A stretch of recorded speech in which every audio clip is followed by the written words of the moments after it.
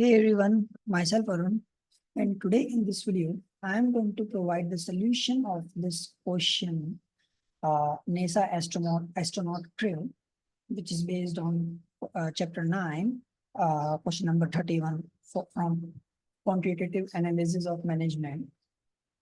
So here in this question, we have a tabular format. So this is the data table for problem 931 for the astronaut, and these are the months data.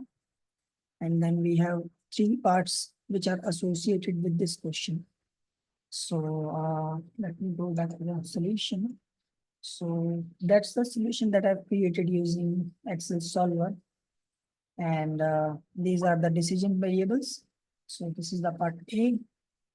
And this is the formulation of objective formation. And then this is the setup of constants that I've been used here. And this is the decision variables. These are all of the constants. And then for the part B, I already solved it using Excel solver. So my answer is getting 92 for part B and 96 for part A, and then 93 for part C. So all these figures are arrived using Excel solver, and this is the answer report that has been arrived using the Excel solver for the last part, that is 96. So for this Excel sheet, you can just reach me out.